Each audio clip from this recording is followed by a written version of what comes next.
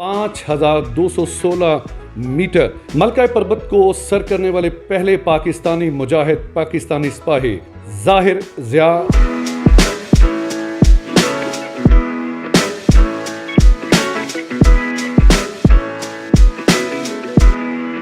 से चोटी पे कैजुअलिटीज़ बहुत हो रही थी, अमवात ज़्यादा हो रही थी, तो इस वजह से इस तरफ कोई जा नहीं रहा था कि वो सब इन्होंने एक मिथ कायम की हुई थी कि यहाँ पे जिन्नात हैं, तो वो तोड़ने के लिए हम गए थे। हर उस चीज़ पे ईमान है जो अल्लाह की तख्लीक है, लेकिन ये कि जिन्नात और इन सब चीज़ों से बचने के लिए हम एक प्रिकॉशंस ही यूज़ कर सकते हैं, और हमने इसको 11 दिन में किया। और मौसम कैसा था? जब हम समिट के करीब पहुँचे, मतलब टॉप के करीब, तो हमें मौसम इंतहाई ख़राब मतलब मिल गया। वल्लाह वहाँ पे हमने कलमे पढ़ने शुरू कर दिए थे कि अब भी कुछ हो जाएगा, तो वहाँ पे मेरा नाम दिया गया, जगह मशहूर हमने की कलमा चौक।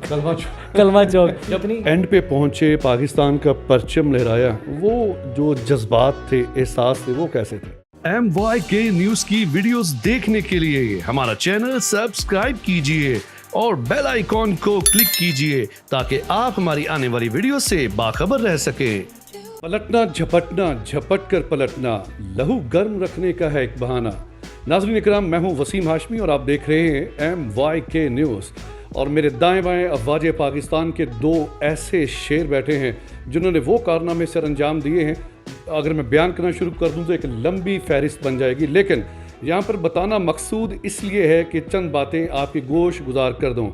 5216 मीटर मलका पर्वत को सर करने वाले पहले पाकिस्तानी मुजाहिद पाकिस्तानी सिपाही मेरे साथ मौजूद हैं जाहिर ज़िया। अस्सलाम वालेकुम।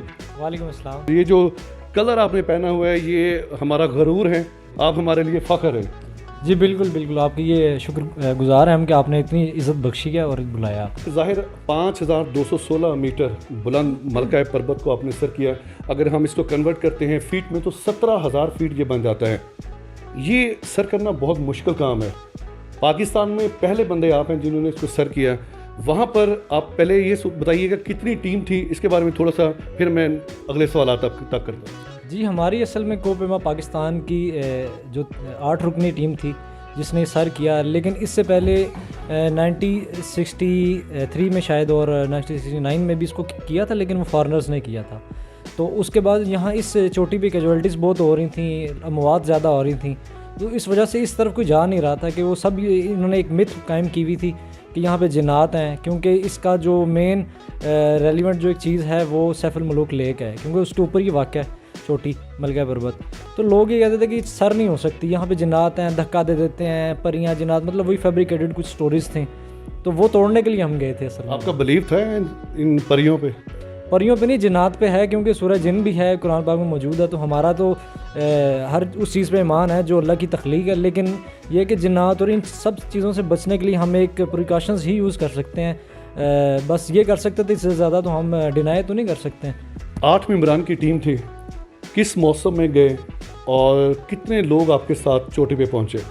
असल में टीम 11 की थी, जिन्होंने सक्सेसफुली सर किया वो 8 थे, और हमने इसको 11 दिन में किया सर। और मौसम कैसा था? मौसम वैसे ओवरऑल हम जुलाई के एंड में गए थे। जब हम समिट के करीब पहुँचे, मतलब टॉप के करीब, तो हमें मौसम इंतहाई ख़राब मतलब मिल गया, इतना ज़्यादा कि विजिबिलिटी हमारी ज़ीरो थी, हमें अपनी रोप्स वगैरह सेफ्टी वगैरह नज़र नहीं आ रही थी। तो वहाँ पे हमारे दिल को भी कुछ हो गया कि वाकई जो उसके बारे में चीज़ें मशहूर हैं, अब वो this is going to happen.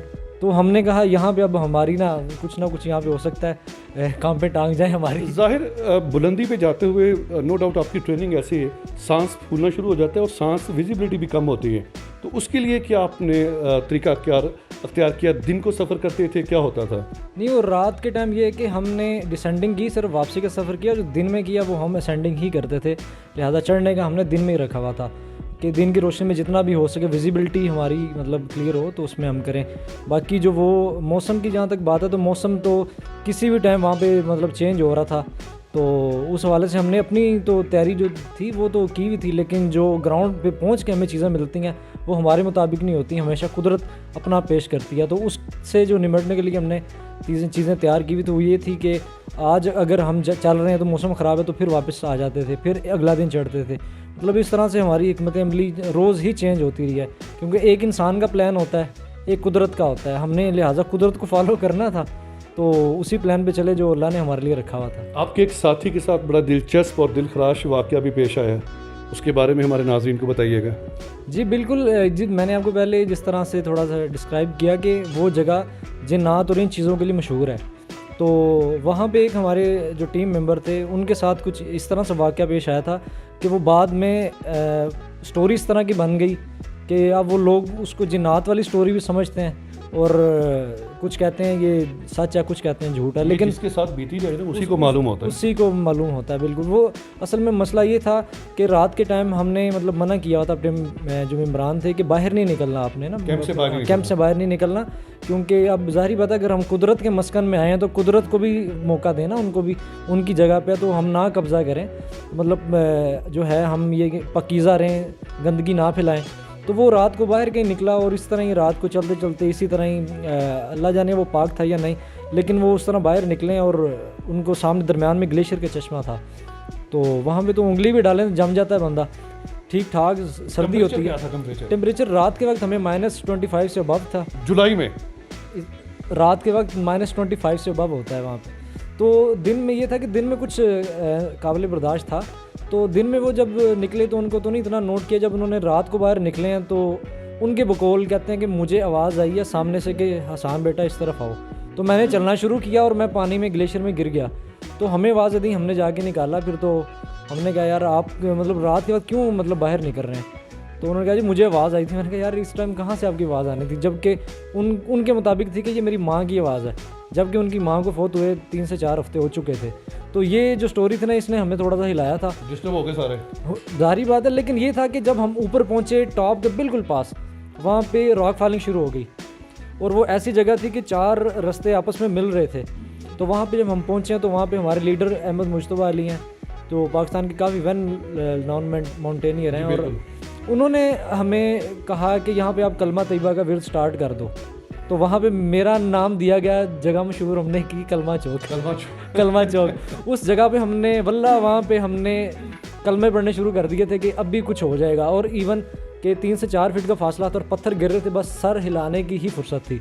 तो वाकई वो इस तरह से हो रहा था, रॉक फॉलिंग छोटे हों या बड़े हों, अगर हिट कर जाएँ तो फिर वो मतलब कि ज़्यादा मसला क्रिएट हो सकता है। सी आ गई है ये सुनते हुए। -25 जुलाई का महीना जब एंड पे पहुंचे, पाकिस्तान का परचम लहराया, वो जो जज्बात थे, एहसास थे, वो कैसे थे?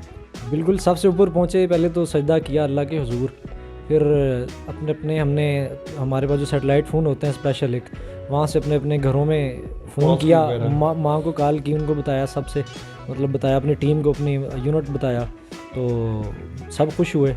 लेकिन एक ही हर तरफ से पैगाम आ रहा था कि वापसी पे जो सफ़र है ना, उसको जल्दी नहीं करना, आराम से ज़रा कर लें इजी, लेकिन आपने इसमें जल्दी नहीं करनी। वापसी कितने दिनों में हुई? वापसी हम बेस कैंप तो हम पहुंच गए थे दूसरे दिन की रात को, लेकिन ये था कि टोटली जो हमारे डेज़ थे वो 11 बने, मींस के हम 5 दिन 6 दिन तकरीबन 5 से 6 दिन जाने के और 3 से 4 दिन सिर्फ आने के, क्योंकि डिसेंडिंग ईजी होती है वापसी ज़रा, तो इस हवाले से पाकिस्तानी कौम में कोपेमाई अगर उजागर करनी हो, या इस खेल को आप क्या देखते हैं, मुस्तकबिल क्या है पाकिस्तान में? मुस्तकबिल तो ये है कि हमारी इंडोर एक्टिविटीज़ बढ़ चुकी हैं, आउटडोर ख़त्म हो चुका है, और जहाँ तक स्पोर्ट्स की जहाँ तक स्कोप है पाकिस्तान में, वो सिर्फ मखसूस 1-2 जो स्पोर्ट्स हैं उन तक महदूद है, क्रिकेट और फुटबॉल। लेकिन फुटबॉल में भी हम आगे नहीं गए। लास्ट टाइम पाकिस्तान का जो मैच था, क्रिकेट मैच था, सेम डे पाकिस्तान हारा, सेम डे पाकिस्तान की हॉकी टीम ने इंडिया को शिकस्त भी दी ब्लाइंड ने, वो नहीं आ सके। एक तरफ अरबों और करोड़ों उन पे लग रहे हैं, और एक तरफ वो हैं जो फेसबुक और सोशल मीडिया पे आके बेचारे अपनी 30-30, 40-40 हज़ार रुपये की स्पॉन्सरशिप्स का बेगिंग कर रहे होते हैं कि यार खुदा का नाम हमें स्पॉन्सर करें, हम जाएं, हम पाकिस्तान के लिए गोल्ड लेके आएंगे। लेकिन उनके लिए कुछ नहीं है, क्योंकि वो आपको मशहूरी नहीं दे रहे, वो आपको कमर्शियल नहीं कर रहे हैं। हमारी नेशनल भी नहीं है ना असल में, हमने तो अपने नेशनल को भी खो दिया, तो हमारे पास क्या रहा? फिर कोपेमाई कहाँ आती है? कहीं भी नहीं आती इसमें। जिसको शौक होगा वही करेगा। बिल्कुल। नाज़रीन इकराम, इस वक्त पाकिस्तान फुटबॉल में 120वें नंबर पे, हॉकी में 19वें नंबर पे। मुझे अभी याद है 1994 में पाकिस्तान ने आखिरी बार वर्ल्ड कप जीता, तो ऑस्ट्रेलियन कोच थे, वो कहते थे अगर किसी ने हॉकी सीखनी है तो पाकिस्तान चला जाए। आज पाकिस्तान की हॉकी टीम दूर दूर तक इसका नामो निशान तक नहीं है। वजह हमें स्पॉन्सरशिप नहीं मिलती। जो डिपार्टमेंट के लड़के हैं उनको डिपार्टमेंट से इमरान खान साहब के दौर में फ़ारग कर दिया गया, डिपार्टमेंट लेवल ही ख़त्म कर दिया गया। मैं एक बार तहे दिल से ममनून हूँ और इकबाल के इस शेर के साथ इख्तिताम करूँगा कि नहीं है नाउमीद इकबाल अपनी कश्ते वीरां से, ज़रा नम हो ये मट्टी बड़ी जरखेज़ है साकी। कैमरामैन साकिब के साथ वसीम हाशमी, इस्लामाबाद।